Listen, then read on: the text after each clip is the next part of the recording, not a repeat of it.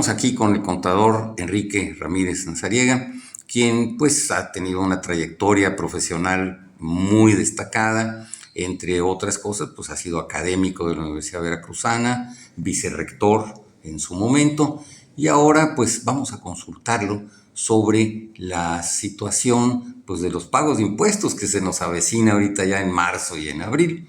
Contador, gracias por atender a nuestra solicitud.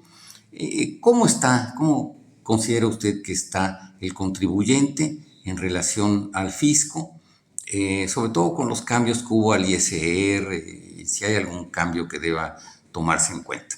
Sí, bien, muchas gracias por... Es un año especial para el contribuyente, ya que la autoridad fiscal ha estado haciendo ajustes, ¿sí?, en su legislación para efectos de ir haciendo cada vez más limitado el campo de acción de aquellos contribuyentes que se dedican a adquirir facturas falsas o los que se dedican a venderla, ¿no? Entonces,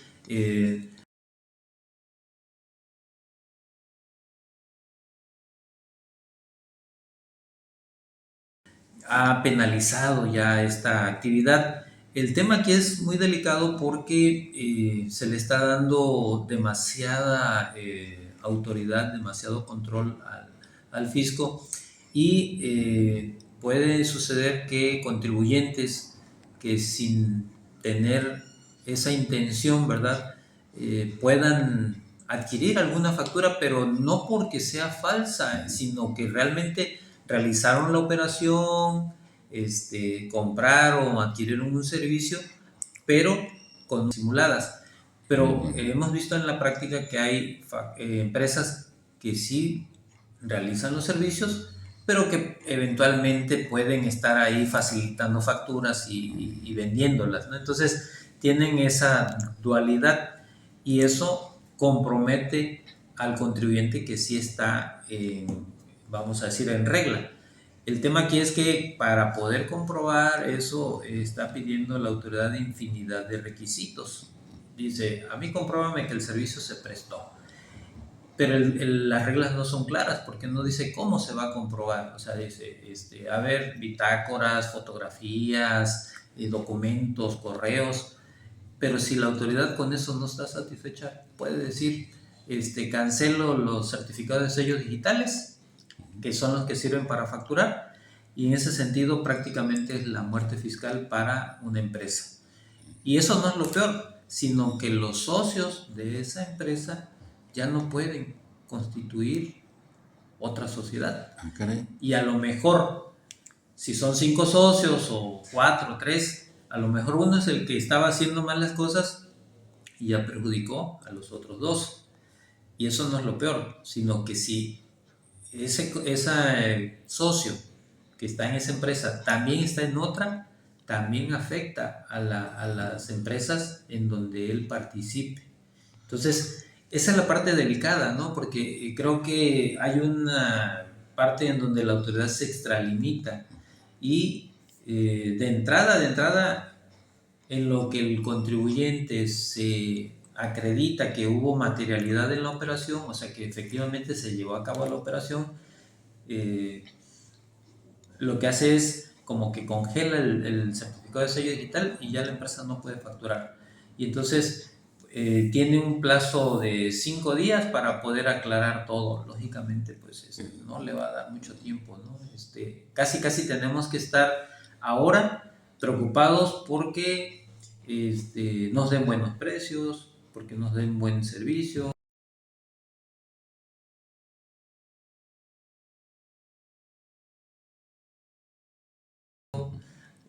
La calidad, pero que además podamos comprobar que todo eso se está llevando a cabo, ¿sí? Y también con los famosos FDI, que son los comprobantes fiscales, la autoridad ahorita está emitiendo infinidad de comunicados. Esos comunicados tienen la intención de decirle al contribuyente, lo que yo tengo no me cuadra contra lo que tú me presentas en tu declaración. Y lógicamente eso, ¿sí?, en muchos casos que a mí me ha tocado ver, es simplemente que la autoridad quiere que los comprobantes cuadren contra la declaración y hay operaciones en las que no hay un comprobante, ¿sí? Como cuáles, como las ganancias en cambiarias, el ajuste anual por inflación, o sea, en la venta de los activos fijos, etcétera. O sea, hay varias operaciones que se hacen que no van a cuadrar con el CFDI y sin embargo la autoridad quiere que cuadre. Entonces, eso hace que los contribuyentes tengan una mayor carga administrativa y como afortunadamente para la autoridad eso le está funcionando, está recaudando. El 2025 es uno de los años en que la autoridad fiscal ha recaudado mucho más en la historia tributaria, entonces se sigue yendo por ese camino, pero sigue controlando. Y lo preocupante es que el aspecto penal ya está muy metido con el aspecto fiscal. Entonces, la recomendación es que tengamos mucho cuidado, tanto los contribuyentes como los contadores, para poder demostrar que una operación es cierta, es verdadera, ¿sí? Porque basta con que nosotros realicemos una operación con una empresa que está considerada o que se le pueda considerar como facturera y ya nos metimos en problemas. Entonces, a veces aunque sea un poquito más complicado o aunque el precio no sea como que el más atractivo, pero hay que trabajar a la segura. Esa sería una de mis principales recomendaciones, llevar la contabilidad en orden, cumplir con nuestras declaraciones y sobre todo pues pagar los impuestos de manera justa y como debe de ser. ¿Sí? Sería mi recomendación final. Y hay veces que el contribuyente se encuentra con problemas de que de repente le aparecen cobros que no sabe ni de dónde salieron, o también pagos que ya hizo o declaraciones que ya llevó a cabo y que otra vez se la vuelve a solicitar el SAT.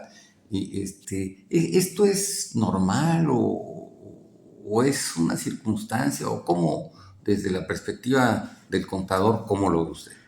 Sí, bueno, no es normal, aunque se ha ido normalizando en los últimos años, ¿sí? ¿Por qué? Porque un contribuyente realiza sus pagos de impuestos, por ejemplo, ahorita, ¿no? Estamos presentando las declaraciones del mes de enero de 2026, ¿ok? Determinamos los impuestos y a lo mejor dentro de un año o hasta dentro de 2 años nos llega un comunicado de que la declaración de enero de 2026 no está bien. Y dice uno, a ver, ¿cómo está? Y entonces uno tiene que revisar papeles de trabajo y todo. Y resulta que la autoridad está considerando mal un CFDI o que a lo mejor el contribuyente emitió también ahorita con tantos requisitos, ¿sí? Recordemos que hace 12, 14 años hacer una factura era fácil, cualquiera la hacía. Ahora no, ahora ya tenemos que tener prácticamente especialistas en hacer una factura, ¿sí? O sea, ya no cualquier persona puede hacer una factura, casi hay que capacitarlo, hay que entrenarlo, ser un profesional para hacer una factura. ¿Por qué? Porque hay que saber qué tipo de CFDI es, el método de pago, la forma de pago, códigos que hay que ponerle. Entonces, ya no cualquier persona puede facturar. Entonces, es común que se equivoquen, ¿sí? Es común que se equivoquen. Entonces, o al mismo contribuyente le dicen, ¿cuál es el uso de su factura? O sea, a un contribuyente le preguntan, ¿cuál es el uso de su factura? Pues no sabe. Y hay como 20 usos de facturas, ¿no? Entonces, ese es el tema que tendría que aleccionarse tanto a la persona que hace las facturas como al contribuyente que realiza la operación. ¿Para qué? Para que se tenga esta situación. Anteriormente decían, bueno, es que necesito la constancia de situación fiscal para poder emitir la factura. Ahora ya dieron reversa y ahora dicen, si un contribuyente pide la constancia de situación fiscal para poder hacer la factura, multa. Entonces, damos un paso para adelante, ahora un paso para atrás. O sea, la autoridad va ajustando de acuerdo a su conveniencia a ver qué le conviene y a ver cómo puede recaudar. Entonces, yo creo que 2026 va a ser un año de muchos comunicados. Hay un plan maestro de recaudación para 2026 en donde ya la autoridad dijo claramente cómo va a ser la recaudación. Está muy clarito y va a ir principalmente cuando detecte facturas falsas, cuando el coeficiente de utilidad no sea el que corresponda a la actividad del contribuyente. O sea que ahora si a mí por alguna razón me está yendo mal en mi actividad, si a los demás les está yendo bien, pero a mí mal, entonces van a venir contra mí porque yo no estoy reportando las utilidades que tendría que reportar. ¿Sí? O sea, todos, si yo me dedico a la industria de la construcción, entonces todas las constructoras tienen que andar arriba de un margen ya preestablecido por la autoridad. Si estoy abajo, ya me pusieron la lupa, ¿no? Entonces, ese tipo de cuestiones es lo que está cuidando la autoridad, y pues también nosotros como contribuyentes tenemos que estar al pendiente, ¿no? Ese plan maestro de recaudación 2026. Les recomiendo que lo lean. Sí, sí. Ahora, ha habido, bueno, esto en 2025, ha habido queja de algunas empresas grandes como Samsung o como Electra, que les hacían cobros dobles o cobros injustificados, dadas las leyes que eran vigentes. En contribuyentes de una talla pues más local, ¿se ha encontrado también esta situación? Sí, sí, es a todos los niveles, ¿no? Pero yo sí quisiera aclarar que no son cobros dobles, o sea, sino simplemente a lo mejor yo pagué 10 o 20 pesos y la autoridad dice, no, son 25 pesos. O sea, hay una diferencia, lo que la autoridad está cobrando son diferencias, lo hemos, tienen ingresos en España, en toda Europa, en Estados Unidos, y dicen, ¿y en México también tengo que pagar? Sí, también tiene que pagar impuestos, pero se acredita el impuesto pagado en el extranjero. Entonces, ahí, en ese caso, la autoridad está siguiendo las reglas de juego de la ley de impuesto a la renta, que a veces algunas empresas pues, no les gusta porque pues sí sienten que ya pagaron un impuesto, pero al ser residentes en territorio nacional, lógicamente sí causa un impuesto mayor. Otra queja que ha habido mucho en los contribuyentes ha sido que les corresponden algunas devoluciones y pues sí están, pero no se aplican. ¿Qué puede hacer un contribuyente en un caso de estos? Bueno, eso en 2025 fue muy marcado. Sí.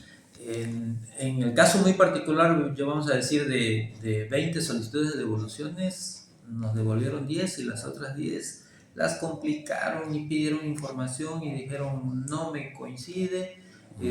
A veces que porque un banco había reportado intereses por 10 pesos y el contribuyente no. ¿Sí? A lo mejor una cuenta que ya ni se acordaba que tenía por ahí guardadita y ya, por eso ya no te devuelvo. Cuando lo correcto debería decir, bueno, hago un recálculo y en lugar de devolverte 10.500, pues nada más te devuelvo 10.200 y ya. Ah, no, pero porque no me declaraste 10 pesos de intereses, ya no te devuelvo nada. Y ahora haz la solicitud de nuevo y corrígeme todo y bueno. Y al final de cuentas, un 20-25% no le devolvieron. ¿Qué es lo que tiene que hacer el contribuyente? Ahí tiene un medio de defensa ante la negativa de la autoridad. Puede interponer un recurso de revocación, ¿sí? O un juicio contencioso administrativo. El recurso de revocación se presenta ante la propia autoridad del SAT, o sea, diciéndole SAT, mira, aquí están todos mis elementos, tú estás mal, revisa todo esto, lo fundamentamos, entregamos las pruebas y el SAT revisa y vamos a decir un 40% de las veces dice, ok, sí, contribuyente, tienes razón, te voy a devolver. Pero el otro 60% dice, no está, o sea, confirma lo que ya había dicho, vamos a decir. Y el juicio contencioso administrativo ya es ante los tribunales, ahí sí ya es un poco imparcial, pero lógicamente depende del monto. Si es un monto de 10,000 pesos, el juicio contencioso administrativo a lo mejor le va a costar 10,000 pesos, 20,000 pesos al contribuyente y que dice, pues ya hay mejor hay que quede. Y entonces, esa, vamos a decir, premisa de que mejor hay que quede, pues le beneficia al SAT. ¿Por qué? Porque cuántos de esos contribuyentes que no tienen la capacidad como para pagarle a un profesional que interponga un juicio contencioso administrativo, pues ahí va a dejar ese dinero en manos de la autoridad, ¿no? O sea, no tiene el contribuyente una manera de decir, bueno, ahorita no me lo das, pero a la siguiente declaración anual, pues me lo... Pues es difícil. sí, va a ser muy, muy complicado, ¿no? ya está marcado por la autoridad de que ese saldo a favor es incorrecto, y si lo quiere compensar o hacer algo, lo más seguro es que le va a llegar un requerimiento. Exacto. Sí. Sí, sí, sí. Y un consejo que se le pueda dar a los contribuyentes, tanto las personas morales como físicas, en este año. Bueno, ahorita, para este año, la recomendación es que revisen muy bien cada una de sus declaraciones mensuales. O sea, estamos a tiempo de revisar de enero a diciembre de 2025, ¿sí? Que vean que la información que presentaron en cada una de las declaraciones mensuales están correctas, y si hubiera alguna diferencia, pues que presenten declaraciones complementarias. ¿Por qué? Porque la base para el prellenado de la declaración anual, tanto de personas morales como de personas físicas, son esas declaraciones mensuales. Entonces resulta que ahora, cuando nosotros presentamos la declaración anual y si hay una diferencia derivado de la emisión de los comprobantes fiscales en la declaración anual, el fisco va a tomar como base lo que nosotros le presentamos, pero lo va a comparar contra lo que ellos tienen. Y ahí es donde van a empezar a generar esos comunicados famosos, que son cartas de invitación para que el contribuyente se corrija. Entonces, sí, revisar muy bien la emisión de los FDIs, revisar muy bien sus estados de cuentas bancarios, y que antes de presentar la declaración anual tengan toda la información bien cruzada para que coincida. En el caso de las personas físicas, ¿verdad?, que se dedican solamente a trabajar, que son asalariados, pues igual que revisen que todo lo que está depositado en sus estados de cuenta coincide con sus comprobantes que les emitió el patrón. Me ha tocado revisar algunas declaraciones en donde el estado de cuenta tiene varios depósitos y el contribuyente ni siquiera sabe de qué son, no se acuerda ya. En otros casos peores no tienen los estados de cuenta. Entonces es difícil cruzar información para un contador si no tiene todos esos elementos. Entonces va a ser más difícil que le devuelvan un posible saldo a favor. Entonces tenemos ahorita ya nada más febrero y marzo para la declaración de personas morales, y en abril la de personas físicas. Entonces, a marcha forzadas, pero sí la recomendación es que revisen muy bien cómo determinaron los impuestos en los 12 meses, para que, si están seguros de que eso es, bueno, ya presenten bien su declaración anual, y si no, están a tiempo de corregir y presentar complementarias para que el anual no tenga ningún contratiempo, ¿no? Contador, no sé si considera que hay algo más que agregar sobre este tema.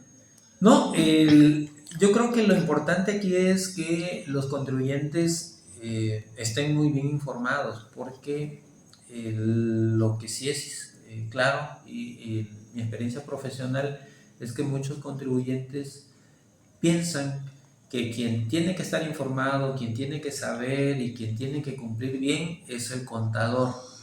En parte tiene razón, porque dicen, yo por eso le pago, pero para la autoridad el responsable no es el contador. Esa es la parte que yo siempre le digo a mis clientes.